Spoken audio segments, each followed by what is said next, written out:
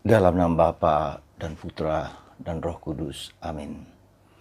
Para saudara, pada tanggal 19 April 2020 pada hari Minggu ini, kita diajak untuk merenungkan dua hal yang penting, yang boleh katakan penting, boleh katakan fundamental, terhadap apa? Bagaimana iman itu yang harus kita miliki.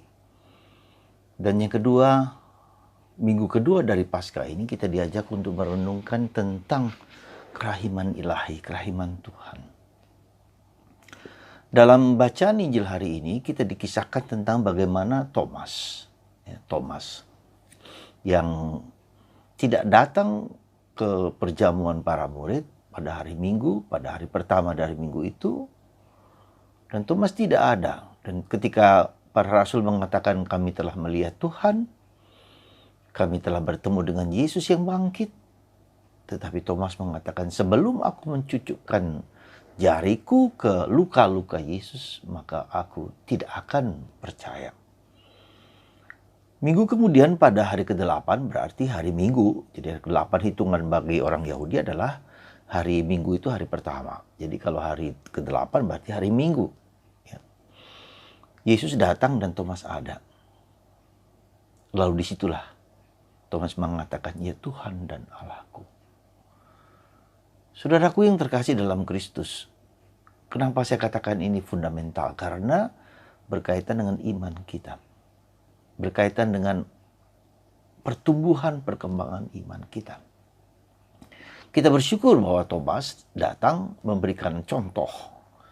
Ya, Thomas menunjukkan apa yang sebetulnya ada dalam hati manusia, dalam hati kita semua. Bagaimana harus tumbuh, harus berkembang. Ya. Nah, jadi iman itu memang harus dikatakan ya harus tumbuh, harus berkembang, harus lebih dalam lagi. Dan Yesus mengatakan ada satu hal yang fundamental, iman itu tidak atau bukan tidak, tetapi harus lebih dalam daripada panca indera kita. Nah, jadi kita ingin bahwa segala sesuatu bisa kita lihat, bisa kita dengar, bisa kita rasa, bisa kita raba, bisa kita kelima indera kita bisa tastingnya, ya, menciumnya, ya. Ada bau-bau wangi, katakanlah seperti itu, atau apalah istilahnya, bau kehadiran, ya.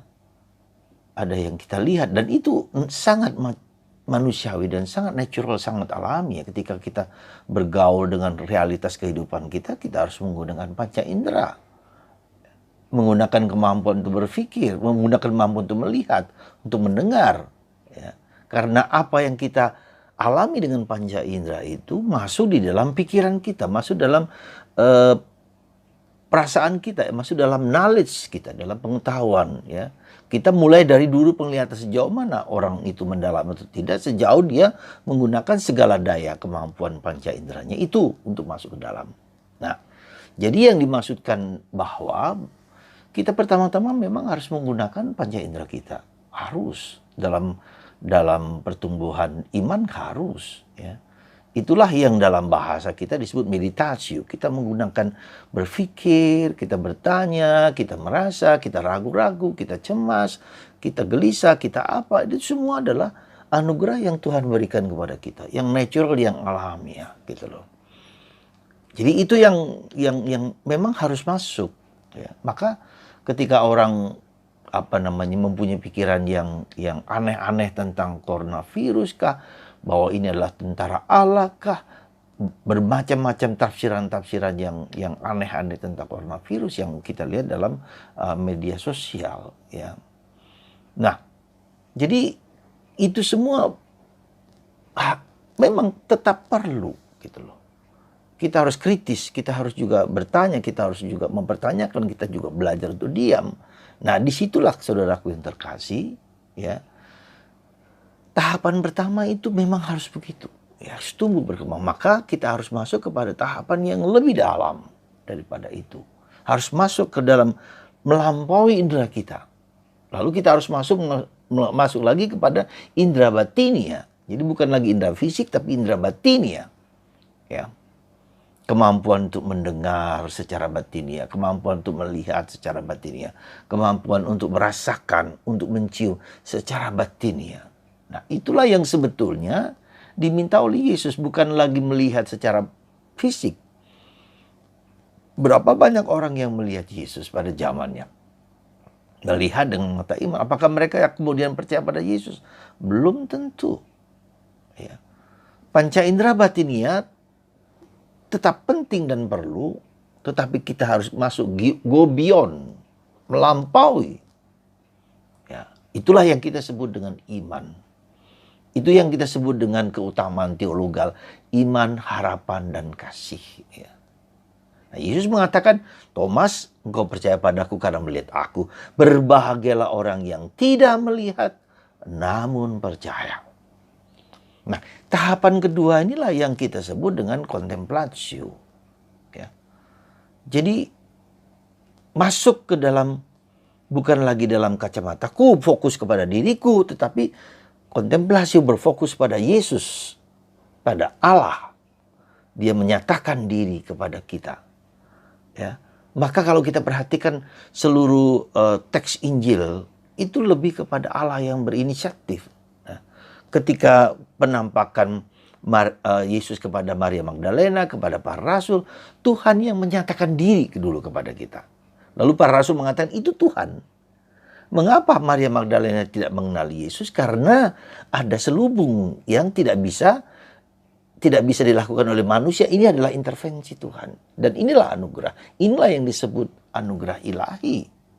Maka disebut keutamaan teologal. Iman, harapan, dan kasih. Ya, tetapi tetap penting dan tetap perlu. Sekali lagi, meditasi itu yang kita sebut tetap perlu. Ya. Harus bahkan dikatakan. Kita mencari Tuhan. Kita terus bergulat. Terus. Sampai kemudian kita batas tertentu. Lalu kita masuk ke dalam. Fokus kita bukan lagi kepada diri. Tapi kepada Tuhan. Nah. Antara. Katakanlah, saya katakan meditasi tadi berfokus pada diriku sendiri. Aku bertanya, aku merenung, aku apa. Sekarang kita beralih kepada fokus kepada Tuhan. Antara kedua ini ada suatu masa transisi, ada pause, ada istirahat, ada sesuatu yang diantaranya. Ya, untuk sampai kepada pengalaman akan ilahi, akan yang Allah.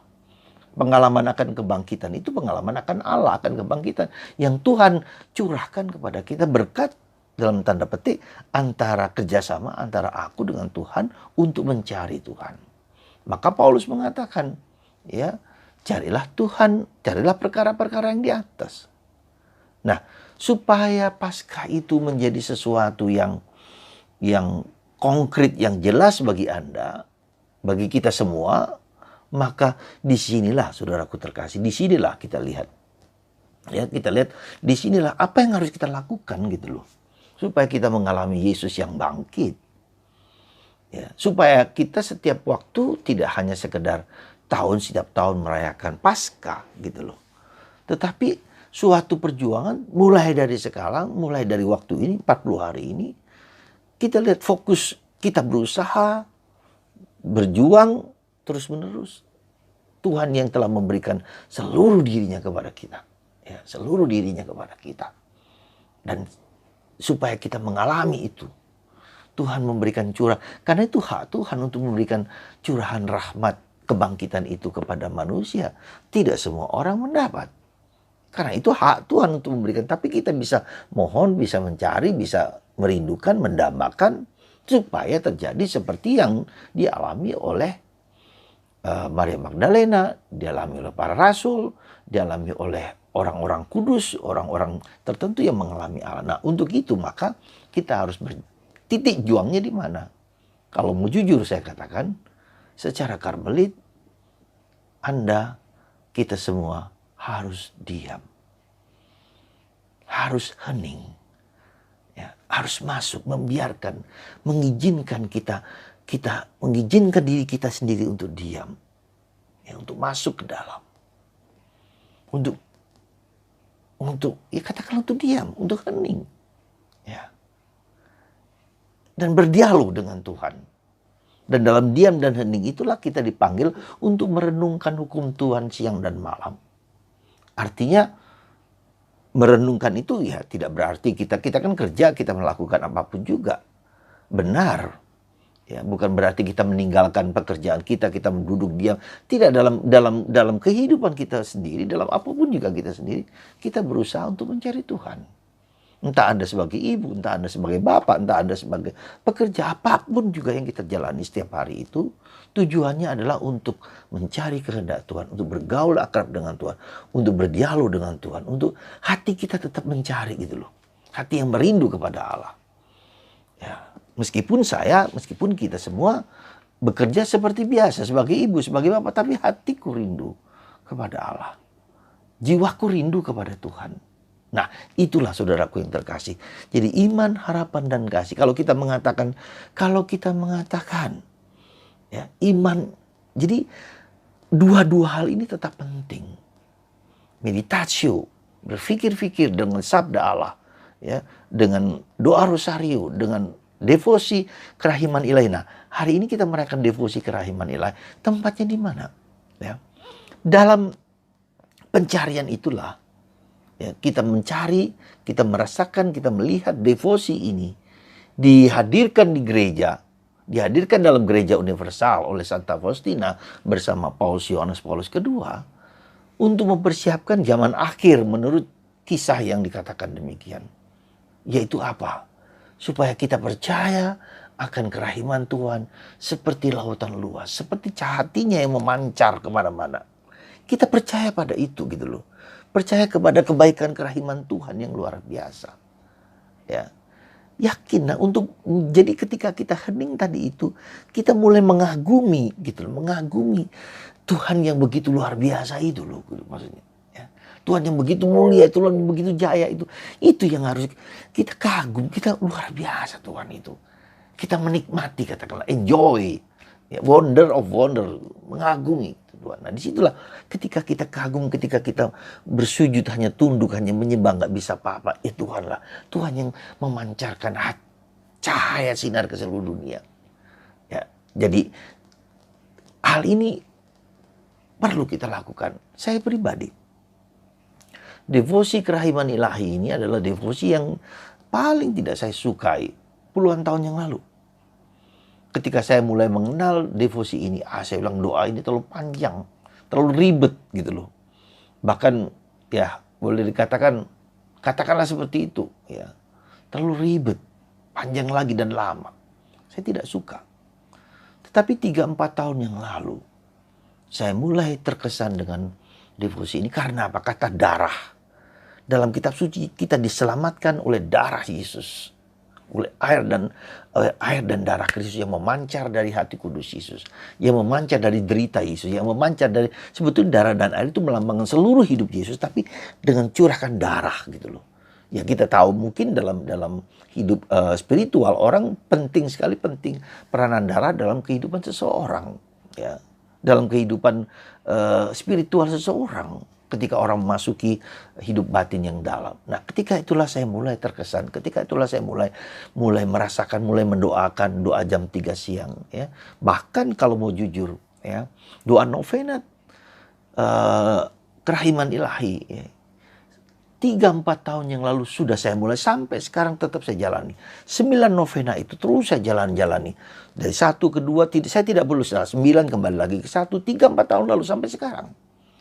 Bahkan ada 1-2 hari gagal, tidak apa-apa, tapi saya lanjutkan terus. Karena apa? Karena saya merasa darah Yesus itu berkorban bukan untuk saya, tapi untuk seluruh dunia. Karena ke-9 doa novena itu doa untuk berbagai macam intensi, seperti kalau kita hari Jumat. Untuk orang yang berdosa, untuk para imam, untuk gereja yang melepaskan diri, untuk orang yang tidak percaya kepada Kristus, dan seterusnya. Jadi doa kerahiman ilahi itu doa untuk seluruh universal dunia. Seperti Jumat Agung. Dan itulah saya berkesan. Maka saudaraku terkasih dalam Kristus, sekali lagi, bagaimana kita menumbuh, kita sudah punya iman. Tapi bagaimana iman itu kita semakin dalam. Tadi itu, saya jujur harus mengatakan dan meminta kepada Anda 15 menit untuk diam dan hening. baca kitab suci, renungkan kitab suci, pertanyakan segala sesuatu. Dan setelah itu kita belajar fokus kepada Tuhan, bukan kepada diriku sendiri. Apa rencana Tuhan dalam hidupku?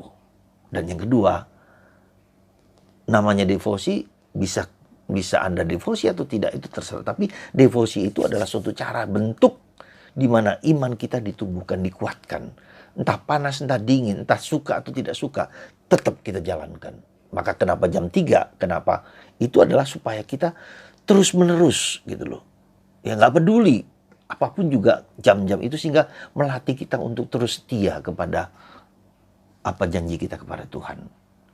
Sekali lagi, semoga dalam minggu kedua Paskah ini dan kerahiman ini, darah dan air yang memancar dari hati kudus Yesus juga memancar dalam hidup Anda masing-masing.